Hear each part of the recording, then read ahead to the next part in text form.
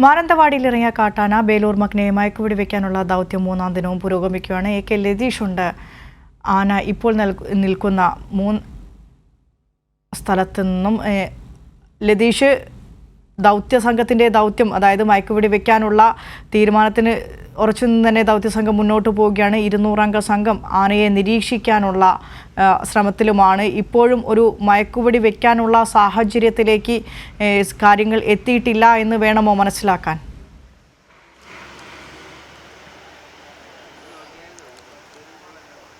വിനിഷ, മയക്കുവെടി വെക്കാനുള്ള ദൗത്യം നീളുന്നെന്ന് തന്നെയാണ് മനസ്സിലാക്കാൻ വേണ്ടി കഴിയുന്നത്.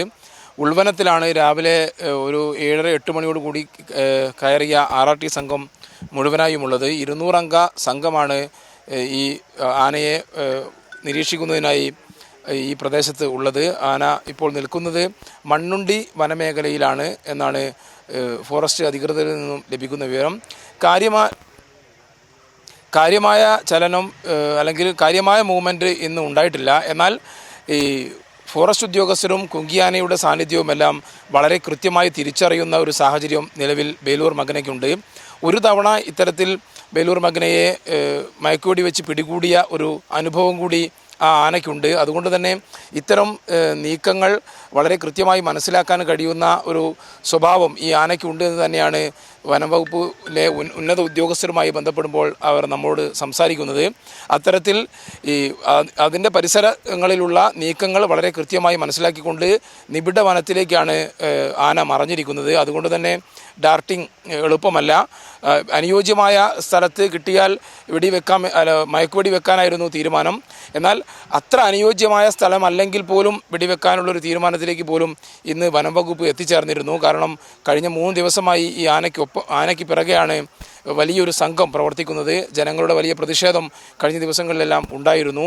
ഈ ആനയെ പിടികൂടുന്നത് വൈകുമ്പോൾ സ്വാഭാവികമായും പ്രതിഷേധത്തിൻ്റെ ശക്തിയും വർദ്ധിക്കുന്ന ഒരു നിലയുണ്ടാകും. അതുകൊണ്ട് തന്നെ എത്രയും വേഗത്തിൽ ആനയെ പിടികൂടുക എന്നുള്ളൊരു ശ്രമത്തിൻ്റെ ഭാഗമായാണ് 4 കുങ്കിയാനകളെ വനത്തിനുള്ളിലേക്ക് കയറ്റിക്കൊണ്ട് ഈ ശ്രമം ആരംഭിച്ചത്.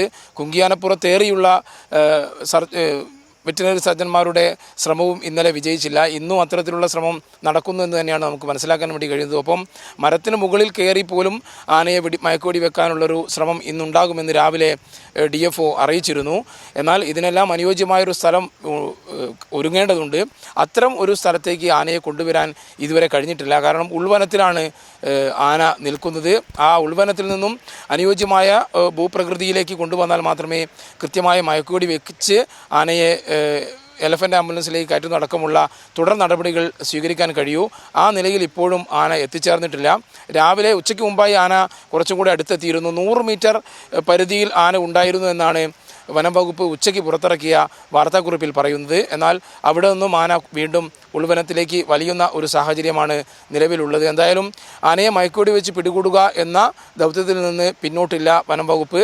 അതിന് ആസൂത്രിതമായി വളരെ കൃത്യമായ തന്നെ പ്ലാനോട് കൂടിയുള്ള നീക്കമാണ് ഉൾവനത്തിൽ ഇപ്പോൾ ഈ വനംവകുപ്പ് സംഘം നടത്തിക്കൊണ്ടിരിക്കുന്നത്. വിനിഷ, ലതീഷ്, വനപ്രദേശമാണ്. ഏകദേശം 4:30 അടുക്കുമ്പോൾ സമയം അവിടെ ഇരുൾ മൂടാനുള്ള ഒരു സമയമാകുന്നു. സൂര്യൻ അസ്തമിക്കാനുള്ള സമയമൊക്കെ സാഹചര്യം പ്രതികൂലമായി വരികയാണ്. ഇന്നലത്തേതിന് സമാനമായി തന്നെ ദൗത്യം ഉപേക്ഷിക്കേണ്ടി വരുമോ ഇന്നും? അത്തരത്തിലൊരു സാഹചര്യങ്ങളിലേക്കാണോ കാര്യങ്ങൾ പോകുന്നത്? കാരണം ഒരിക്കൽ പോലും ഈ കഴിഞ്ഞ മണിക്കൂറുകൾ ഒരിക്കൽ പോലും ഈ മയക്കുവെടി വെക്കാൻ സന്നദ്ധമായ ഒരു സാഹചര്യത്തിലേക്ക് ആനയെ കൊണ്ടുചെന്ന് എത്തിക്കാനോ ആന എത്തുകയോ ചെയ്തിട്ടില്ല.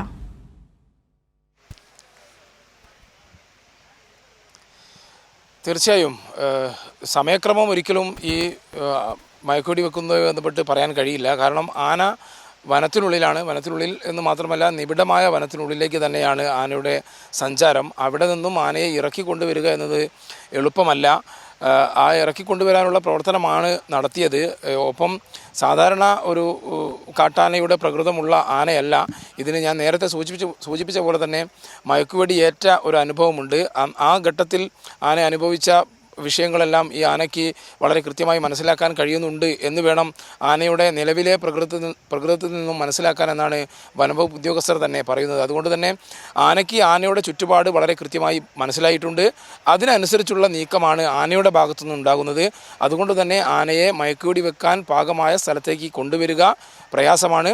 ആന ഇറങ്ങി വരുന്ന കാര്യത്തിലും വലിയ ബുദ്ധിമുട്ട് ആ നിലയിൽ തന്നെ ഉണ്ട്. കാരണം ഈ ആന നിൽക്കുന്ന പ്രദേശത്തോട് കേന്ദ്രീകരിച്ച് തന്നെ അതിന് ഉള്ളിൽ ആ മേഖലയിൽ തന്നെ കുങ്കിയാനകളും RRT സംഘവും പ്രവർത്തിക്കുന്നുണ്ട്. അതെല്ലാം തിരിച്ചറിയാൻ കഴിയുന്ന രീതിയിലുള്ള ഒരു പ്രകൃതമുള്ള ആനയാണ് നിലവിലെ ബേലൂർ മഗ്ന എന്ന് പറയുന്നത്. ആ നിലയിലാണ് ആ ആനയുടെ പ്രകൃതത്തെ നിലവിൽ 2-3 ദിവസമായി പിന്തുടരുന്ന വനംവകുപ്പ് ഉദ്യോഗസ്ഥർ അവരുടെ അനുഭവത്തിൽ നിന്നും കാര്യങ്ങൾ വിശദീകരിച്ചുകൊണ്ട് പറയുന്നത്. അതുകൊണ്ട് തന്നെ ഇന്നലെ ഒരു 5:30യോടുകൂടി ഈ ദൗത്യം അവസാനിപ്പിക്കേണ്ട സാഹചര്യം ഉണ്ടായിരുന്നു. ഉൾവനത്തിലൊക്കെ ആകുമ്പോൾ കൂടുതൽ പുറമേ ഇരുട്ടാവുന്നതിനും വളരെ മുമ്പ് തന്നെ ഉൾവനത്തിൽ ഇരുട്ട് വീഴുന്ന സാഹചര്യം ഉണ്ടാവും. അങ്ങനെയാണെങ്കിൽ ദൗത്യം 4-ാം ദിവസത്തിലേക്ക് പോകുമെന്നുള്ള കാര്യത്തിൽ തർക്കമില്ല. എന്തായാലും ഇന്ന് പരമാവധി ആനയെ മയക്കുവെടി വെക്കാനുള്ള ശ്രമം ഇനിയുള്ള മണിക്കൂറുകളിലും തുടരും എന്ന് തന്നെയാണ് വനംവകുപ്പിൽ നിന്നും ലഭിക്കുന്ന വിവരം. വരുന്ന മണിക്കൂറുകൾ വളരെ നിർണായകമായിരിക്കും എന്നും വനംവകുപ്പ് അറിയിക്കുന്നുണ്ട്. വിനിഷ. ശരി, AK ലതീഷാണ് വിശദാംശങ്ങൾ നൽകി വന്നത്. ഓപ്പറേഷൻ ബേലൂർ മഗ്ന ദൗത്യം 3-ാം ദിവസം തുടരുകയാണ്.